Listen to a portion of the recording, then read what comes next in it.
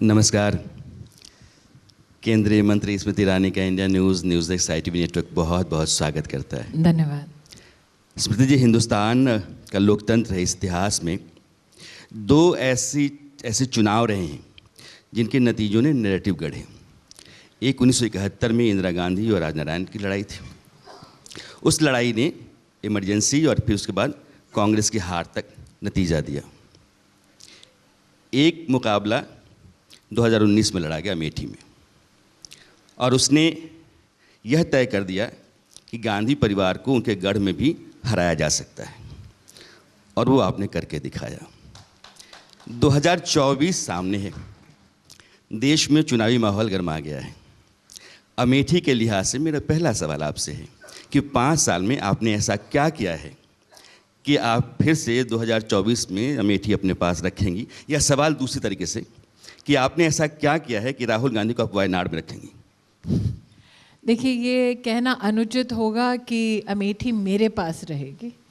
उचित ये होगा कि हम ये कहें कि अमेठी भारतीय जनता पार्टी को मिलेगी सेवा देने के लिए, क्योंकि लोकतंत्र में हम मालिकाना हक भाजपा के कार्यकर्ता किसी भी क्षेत्र पर नहीं जताते। विशेषतः जो प्रधानमंत्री मोदी के साथ काम करते हैं वो जानते हैं कि आपको सेवक की भूमिका में अपने आप को जनता के सम्मुख प्रस्तुत करना है।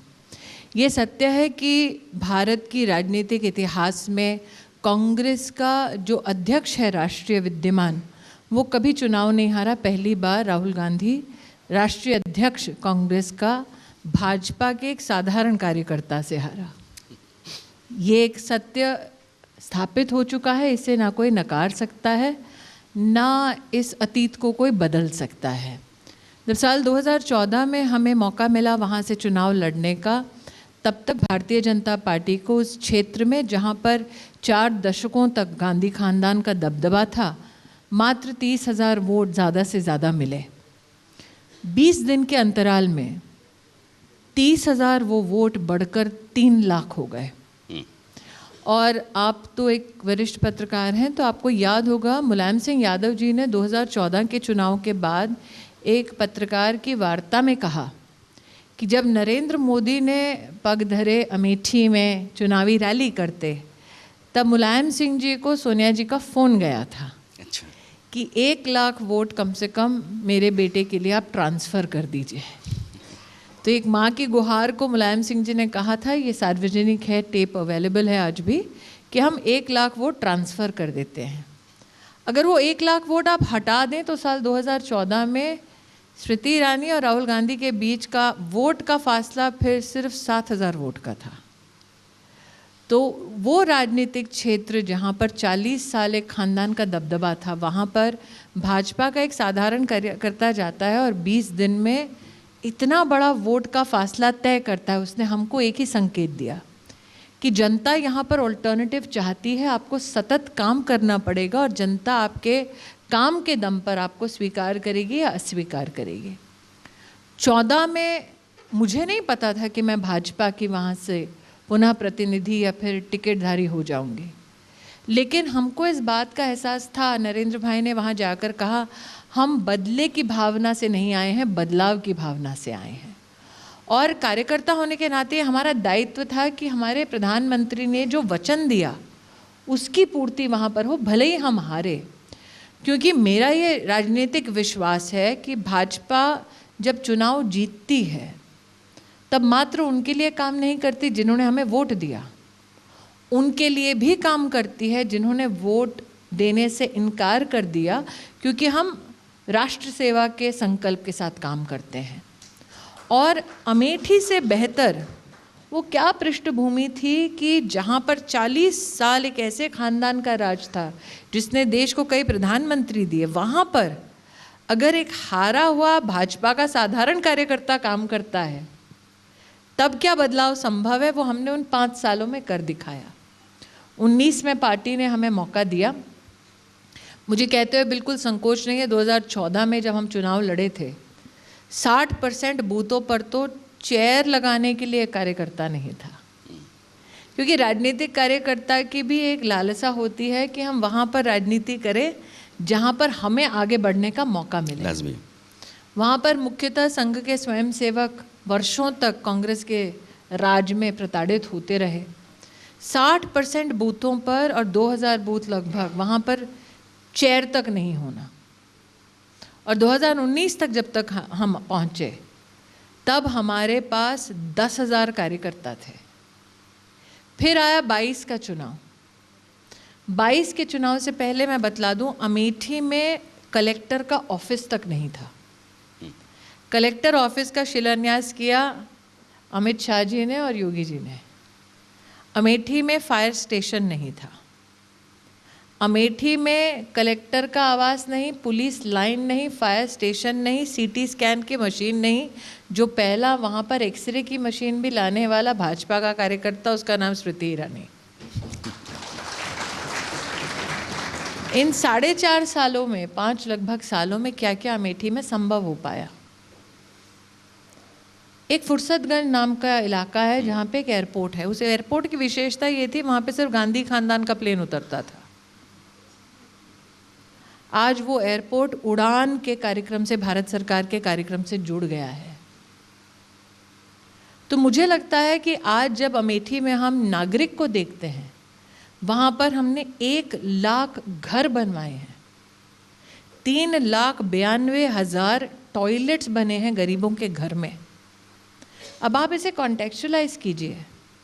जहाँ से राहुल गांधी, इंदिरा गांधी, राजीव गांधी, सोनिया गांधी जैसे नेता रहे, एक परिवार में अगर आप 4 लोग भी देखें, 4 लाख लोगों के पास घर नहीं था रहने को। 3,92,000 परिवारों के पास अपना शौचालय नहीं था। और ये वो लोग हैं कि छींके तो विदेश चले जाए, लेकिन जिस क्षेत्र से वो चुनकर आते थे उस क्षेत्र में अस्पताल में एक्सरे की मशीन नहीं थी। अमेठी का पहला डायलिसिस सेंटर तब खुला जब नरेंद्र मोदी प्रधानमंत्री बने और मैं वहाँ से सांसद बनी। और मेरा ये मानना है, इन्होंने मूलभूत अधिकारों से जनता को वंचित इसलिए रखा ताकि जनता जितनी गरीब होगी उतना उनके सामने गिड़गिड़ाएगी। परिणाम राजनीतिक कितना होगा, क्या होगा, ये मैं नहीं जानती, लेकिन 22 का चुनाव तुलनात्मक एक चुनाव था। सब और ल्यूटियंस में तो बहुत चर्चा रहती है कि राहुल भैया आएंगे, पिंकी दीदी आएगी। वो 22 के चुनाव में भी हुआ। हमारी 5 विधानसभा सीटें हैं, 4 में कांग्रेस की जमानत जब्त हुई है। आज अमेठी का जिला पंचायत अध्यक्ष भाजपा का है, 2 MLC हैं हमारे। गौरीगंज और मुसाफिर खाना जब से नगर पालिका बनी है तब से भाजपा नहीं जीती थी, इस बार दोनों जीते हैं हम लोग। और जो कांग्रेस पार्टी ने 2019 के चुनाव में 4,30,000 वोट पाया था, आज उनका वोट शेयर 1,20,000 तक घट के रह गया है। अब कौन आना चाहेगा उसका स्वागत है। मुझे नहीं पता 24 में पार्लियामेंट्री बोर्ड किसको टिकट देगी, लेकिन कमल खिलेगा इसकी गारंटी आज मैं आपके मंच पे दे रही हूँ। स्मृति जी, जो अमेठी से फिर अब वायनाड कॉन्टेस्ट करने चले गए, चर्चा वही थी कि साउथ से राहुल गांधी जीते। अभी भी चर्चा हाल ही में वही चल रही है कि साउथ ऑफ इंडिया कांग्रेस को वोट दे रहा है और north of India Bhajpa north India party है। ये जो साउथ और नॉर्थ के बीच में राजनीति हो रही है, भाजपा की सदर्न स्टेट्स की संरचना देखनी है या ताकत देखनी है तो अब मुझे नहीं, सामने बैठे हैं पार्लियामेंट्री अफेयर्स मिनिस्टर, उनको देख लीजिए। आज जोशी जी बैठे हमारे साथ सामने। आज भाजपा के MPs दक्षिण भारत के कांग्रेस से ज़्यादा हैं। देखिए, चुनाव कई आए गए, भाजपा के 2 सांसद थे, आज प्रभु की कृपा से एब्सोल्यूट मेजॉरिटी में है। लेकिन चुनाव हारने के बाद भी हमने कभी अपने देश के किसी भी अंश को, किसी भी प्रदेश को हीन भावना के साथ संबोधित नहीं किया। North versus south, east versus west, विभाजनकारी राजनीति हमारी पार्टी ने कभी नहीं की।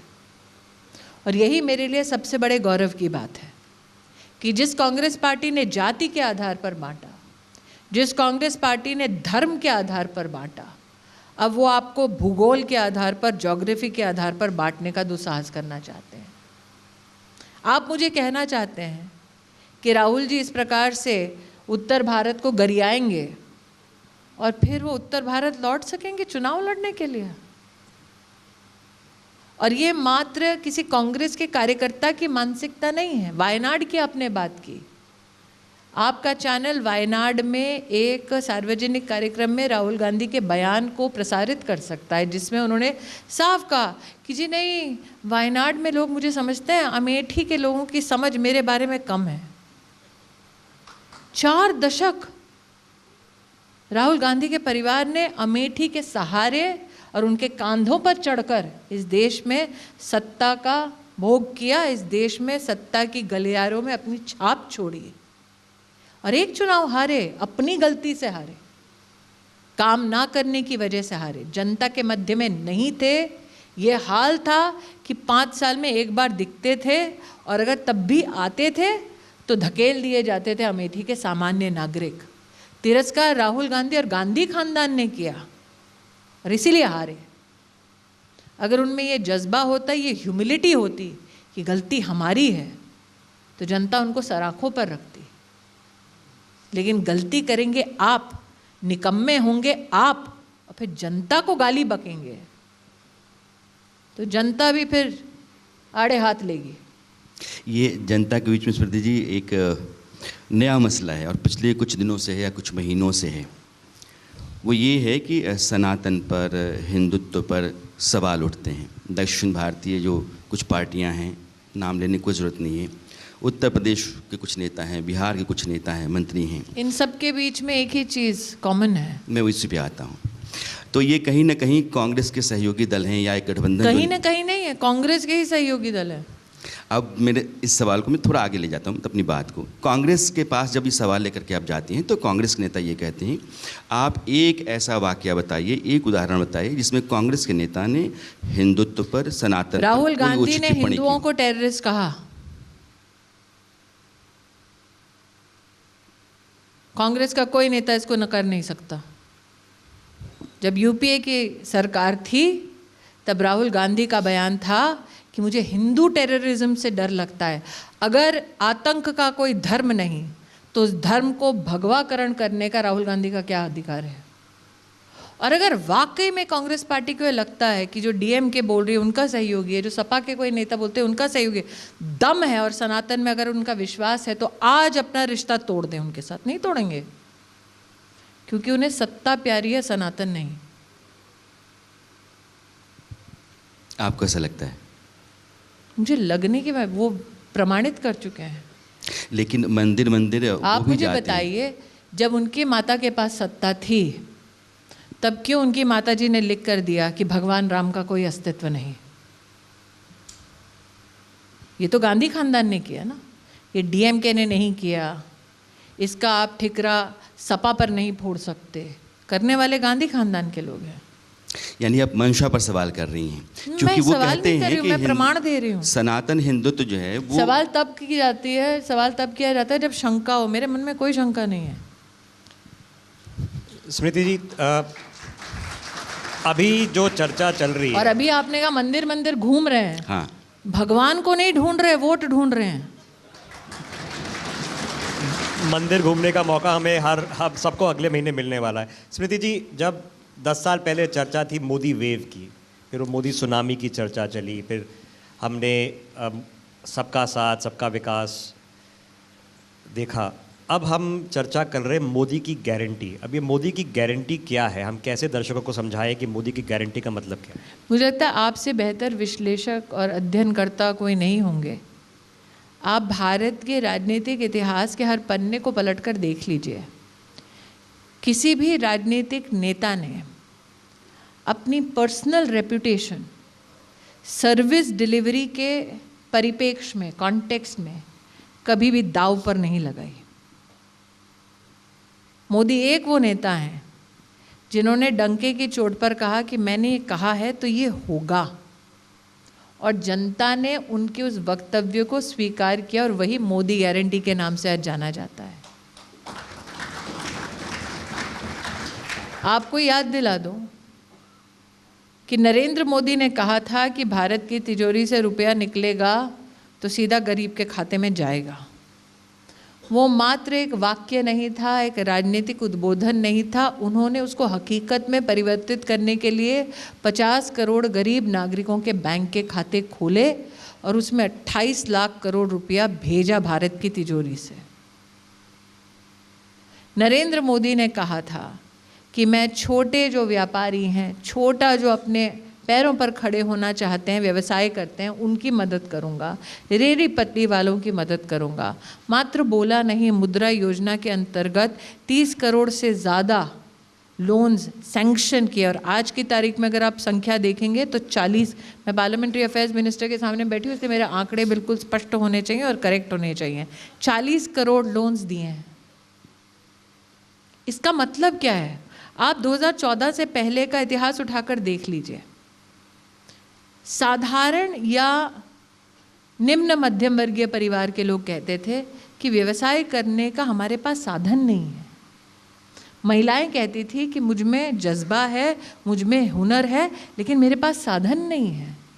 नरेंद्र मोदी ने साधन को प्रस्तुत किया और उस साधन का लोगों ने स्वीकार कर इस्तेमाल किया। इसलिए मुद्रा योजना के 40 करोड़ लोन्स में 70% जो लाभार्थी हैं वो महिलाएं हैं। और फिर मुझे अचंभा होता है कि जब महिलाएं बढ़ चढ़कर मोदी को वोट देती हैं तो विश्लेषक फिर लिखते हैं ये कैसे हो गया।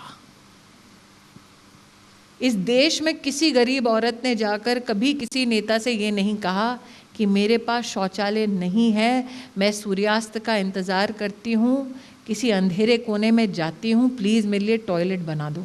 कभी इस देश में किसी औरत ने नहीं कहा।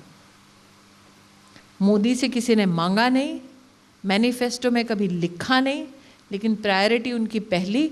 और आज 11 करोड़ से ज़्यादा गरीब परिवारों के घर में शौचालय बना। वो एक औरत को ही समझ आता है कि कितनी बड़ी देन है कि सम्मान के साथ उसके दिन की शुरुआत होती है। इस देश में कभी भी औरतें तो क्या, लड़कियां तो क्या, कोई परिवार ये कल्पना नहीं कर सकता था कि लाल किले की प्राचीर से एक प्रधानमंत्री ये कह दे कि माहवारी के लिए प्लीज़ 1 रुपये में सैनिटरी पैड मिलता है, जाकर लो। नरेंद्र मोदी ने कहा it is not a politically glamorous statement to make for a leader with absolute majority, लेकिन कहीं ना कहीं हमें इस बात को एक्सेप्ट करना होगा। Modi has gone beyond politics, he is become an ideology unto himself, he is become a movement. Different orbit. Rana जी,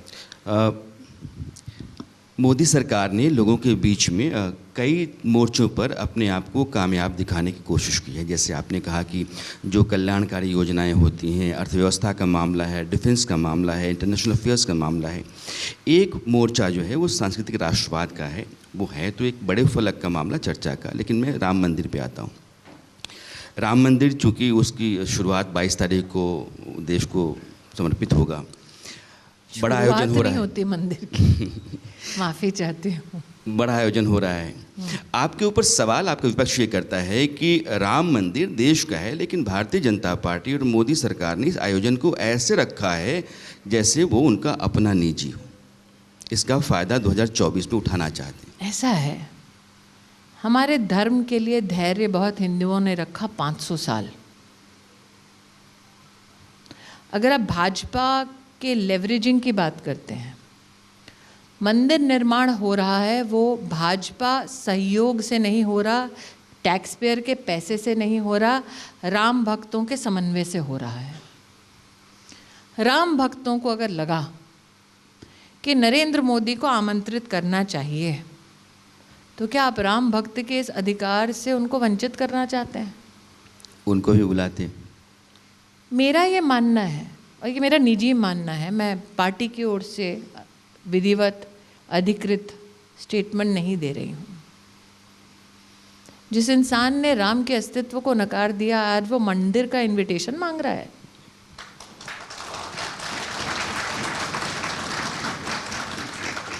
और इतने साल तो लल्ला थे, अमेठी से 50 किलोमीटर दूर हैं। मैं माफ़ी चाहती हूँ, मैं फिर से, प्रहलाद जी मेरे सीनियर है इसलिए मैं कह रही हूँ, this is in my personal capacity I am saying this. और बिना किसी भेदभाव के कह रही हूँ। 50 साल 50 किलोमीटर की दूरी ये खानदान तय नहीं कर पाया, और जब अमेठी आया तो चुनाव में वोट मिले तो उन्होंने नमाज तक अता कर दी सड़क पर खड़े होके। आप मुझे बताइए कि जो धर्म का इस तरह से राजनीतिकरण करे वो क्यों आज कटघरे में समाज के नहीं है। मैं ये नहीं कहती कि आपके पास संवैधानिक या धार्मिक अधिकार नहीं है नमाज अता करने का, आपके पास है, लेकिन अगर आप उस धर्म के अनुशासन का पालन करते हैं तो आप मूर्ति पूजक नहीं हो सकते। तो निर्णय उनको करना है, क्या वो मूर्ति पूजन में विश्वास करते हैं? अगर हाँ तो अपने आचरण से प्रमाण दें, क्योंकि राम का मंदिर भक्ति के लिए है, राजनीतिक शक्ति के लिए नहीं।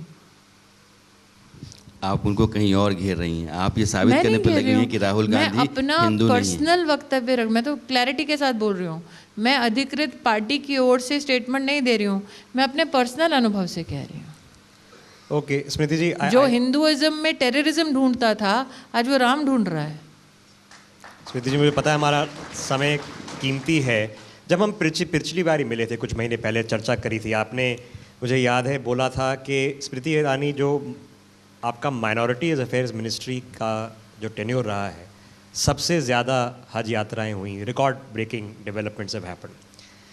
लेकिन हाल ही में प्रधानमंत्री ने बात कराई है कि देश की 4 वोट बैंक्स की भाजपा में बात चल रही है, महिलाओं की बात चल रही है। हमने पिछली बार जब हम मिले थे जो ट्रिपल तलाक के कैंपेनर्स हैं उनको सम्मानित किया था, जहाँ पर शौचालय बनी हैं वो मुस्लिम समुदायों में बनी हैं, हिंदू समुदायों में बनी हैं, सिख समुदायों में बनी है, अक्रॉस द बोर्ड सबका साथ सबका विकास।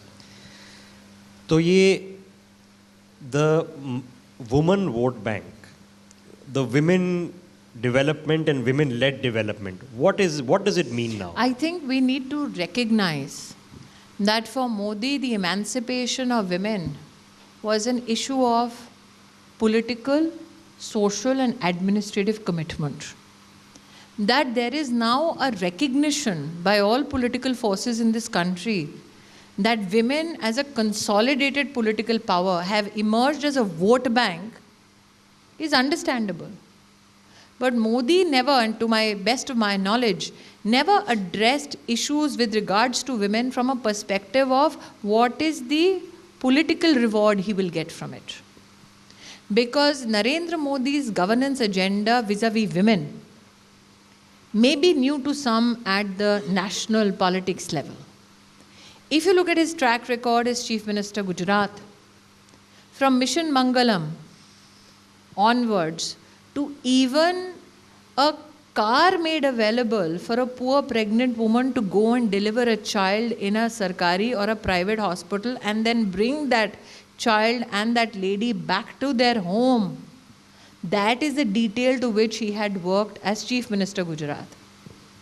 So though women as a vote bank today are recognized by politicians across the country and psephologists, and those who indulge in political reflection, we need to recognize that when women as a social entity or a social class were being ignored by the political class of the country, that is when Modi was working for them. So they might have today emerged, and rightfully so, as a political vote bank. But Modi worked for them when nobody paid heed.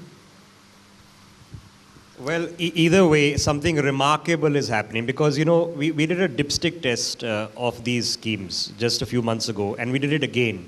You know, walking into these areas where these toilets are being built, they're not worried about religion, about where the houses are being built, just to see it. These are not things that you're looking for, but you find them. It's absolutely fascinating. Ranaji, I know our time is limited. Last question. चुनाव से पहले कई ऐसे मुद्दे हैं जो लगता है कि बहुत सोच समझ के रणनीतिक तौर पर उठाए गए हैं या उठ गए हैं, दोनों बातें हो सकती हैं। जैसे संयोग है कि राम मंदिर आ रहा है चुनाव से पहले, सीए के मसले को गृह मंत्री ने कहा कि इसको हम लागू करेंगे। वैसे 370 का मामला है। जम्मू कश्मीर बहुत लंबी चर्चा संसद के भीतर भी हुई है। जम्मू कश्मीर में बेहतरी हुई है, विकास हुआ है, वहाँ की पूरी तस्वीर बदली है, सरकार यह दिखाना बताना चाहती है और चुनाव की आहट भी जम्मू कश्मीर में होने लगी है, क्योंकि सुप्रीम कोर्ट ने भी कहा कि आप करा लीजिए। जम्मू कश्मीर भारतीय जनता पार्टी और नरेंद्र मोदी सरकार के लिए कितनी बड़ी कामयाबी है? मोदी ने जम्मू कश्मीर के इस मसले को अपनी निजी कामयाबी के दृष्टिकोण से नहीं देखा, राष्ट्रीय ज़रूरत, राष्ट्रीय सुरक्षा और राष्ट्रीय अभिमान की दृष्टि से देखा है। तो मुझे लगता है कि जब एक व्यक्ति और उनके जीवन शैली को, उनकी राजनीतिक और सामाजिक जीवन यात्रा को अगर आप देखें तो आपको शायद इंटरनेट पर ही बहुत सालों पुरानी एक फ़ोटो मिल जाएगी जहाँ पर पीछे एक लिखा हुआ है धारा 370 हटाओ और एक यंग नरेंद्र मोदी उसके सामने बैठे हुए हैं। तो ये इस व्यक्ति के सामाजिक जीवन का एक संकल्प है, लेकिन उस व्यक्ति विशेष का पॉलिटिकल एम्बिशन या पॉलिटिकल एजेंडा नहीं, ये राष्ट्रीय ज़रूरत का विषय है। और आज मुझे लगता है कि हिंदुस्तानी होने के नाते कुछ महीनों पहले तिरंगा यात्रा हो रही थी, जब अनंतनाग में हमने देखा कि scores of people are standing there with a tiranga, for us that is the best indication, सबसे बड़ा संकेत कि हिंदुस्तानी देश में, कश्मीर में हो या कन्याकुमारी में, अपने ध्वज के प्रति अभिमान रखता है, अपने संविधान के प्रति निष्ठा रखता है। आपको याद होगा जब सदन में धारा 370 हटाने की बात हो रही थी तो कुछ लोगों ने धमकाया और कहा खून की नदियां बह जाएंगी। एक टीपा नहीं बहा। मेरा सवाल इस बीजेपी की कामयाबी से मैंने इसलिए जोड़ा था कि अभी तक 70 साल 75 साल में देश में राय रही है कि ऐसा नहीं हो सकता है, यह देश का भी तो मोदी है तो मुमकिन है। होने के बाद भी ऐसा लगा कि बहुत सारे दल उनको बदल सकते हैं। हम यूं ही नहीं कहते साहब मोदी है तो मुमकिन है, क्योंकि सुप्रीम कोर्ट ने उस पर अपनी मुहर लगाई, उसके बाद मुझे लगा कि सरकार का फैसला। देखिए, मैं इतना ही कह सकती हूँ, कोर्ट ने अपना काम किया, लेकिन संसद में हमारा काम है कि जनता ने जिन विषयों पर मुहर लगाकर हमको भेजा, क्या हम उन विषयों पर उत्तीर्ण हुए या क्या हमने उन संकल्पों को पूरा करा। वर्षों वर्ष से अगर आप भाजपा के दो ही मुद्दे गिनवा रहे हैं, राम मंदिर, धारा 370, तो मैं एक महिला के नाते मुद्दा गिना दूं, 33% आरक्षण का। मैं आने वाला था उस पर। ये भी लोग कहते थे सामाजिक रूप में या फिर राजनीतिक रूप में कि असंभव है। इसीलिए कह रही हूँ कि नरेंद्र मोदी ने कहा जब नया भवन संसद का बना कि यही समय है, सही समय, और सबसे पहला जो लेजिस्लेशन पारित हुआ वो नारी शक्ति वंदन अधिनियम पारित हुआ। तो आप इम्पॉसिबल को पॉसिबल बनाने की अपेक्षा नरेंद्र मोदी से रख सकते हैं। महिलाओं का हवाला ये दिया, मोदी के नहीं, कार्यकर्ता की भी गारंटी है। महिलाओं का हवाला दिया आपने से। आप आखिरी सवाल आपसे है, नरेंद्र मोदी को ऐसा लगता है कि लोहे से ही लोहे को काटा जा सकता है। आपको कैसे पता नरेंद्र मोदी को क्या लगता है? मेरा सवाल तो सुन लीजिए। चूंकि यह देश जो है वो जातियों में बटा है और देश की राजनीति और सत्ता तक पहुंचने के रास्ते। देखिए, कांग्रेस पार्टी चाहती है कि आप सोचे कि देश जातियों में बटा है। मैं सवाल पूरा कर लेता हूँ। सॉरी, लेकिन क्योंकि आप गलत कॉन्टेक्स्ट रख रहे हैं तो मैं माफ़ी चाहूँगी, मैं उसको थोड़ा ठीक है। तो जातियों के जरिए ही सत्ता तक पहुंचने का रास्ता बाकी दलों ने अपनाया। नरेंद्र मोदी ने 4 जातियों का जिक्र किया, ये नई जातियां हैं, महिला है, गरीब है, किसान है, नौजवान है। यहाँ मैं आना चाहता था। इन जातियों में उन्होंने पूरे देश को रख लिया है। आपको ये लगता है कि हिंदुस्तान में जाति का जनगणना के जरिए या जाति का हवाला देकर के जिस तरह की राजनीति होती रही है, चूँकि जकड़बंदी है, उसको यह जो नई जातियाँ खड़ी की गई हैं प्रधानमंत्री से, वो काट पाएंगी? मुझे ऐसा लगता है कि आपके सवाल का जवाब आपको इन तीनों राज्यों के परिणाम में मिल चुका है। नरेंद्र मोदी जी ने जो गुहार लगाई थी कि कांग्रेस का कुशासन सर ऊंचा ना करे और सुशासन अगर गरीब को गरीबी से उभारता है, 13.5 करोड़ गरीबों को 5 साल में गरीबी से उभारने का काम मोदी ने किया। अगर हम चाहते हैं कि महिला को उसके पूरी जीवन में, चाहे वो गर्भवती है तो फिर उसके कैश ट्रांसफ़र हो ताकि वो एक अस्पताल में बच्चे को जन्म दे, बेटी है तो उसको किस प्रकार से हम सुविधाजनक तरीके से शिक्षा का वरदान दे सके, कामकाजी महिला है। अभी कुछ ही दिनों बाद CII जो हमारे देश की सबसे उत्कृष्ट इंडस्ट्री की बॉडी है, उनकी एक रिपोर्ट आने वाली है जहाँ पर पहली बार स्किल्ड और एम्प्लॉयबल महिलाओं की संख्या पुरुषों से ज़्यादा है जी। तो ये सब संभव मोदी ने कर दिखाया है। जिन लोगों ने जाति धर्म के नाम पर देश को बांटा, उनको लगता है कि नए पैकेज में उनके पुराने विभाजनकारी मुद्दों को वो प्रस्तुत करेंगे। जी जनता ने जवाब दे दिया। सर, जी। स्मृति जी। सबसे इम्पोर्टेंट सवाल हमारा शायद छूट जाएगा, वो पीटीएम मीटिंग के बाद क्या हुआ, क्योंकि समय समाप्त हो गया है। we'll let her laugh answer it. I think we that don't want to discuss what No, the I boss don't and dad were mind. talking. You see, to be in Modi's class itself is a big achievement. And to have a report card signed by Modi in itself, can you imagine how valuable it is? Good enough. तो Smriti मुझे ji. लगता है कि for me, one of the greatest achievements of my life is at the age of 74, my father could walk away proudly from the office of the Prime Minister of India. Well, it is achievement. I know Prahlad Joshi is waiting, ma'am. आप आई, आपने समय दिया, आपका बहुत बहुत शुक्रिया। Many thanks. Thank you so much. For more such videos, subscribe to the NewsX YouTube channel, hit the bell icon.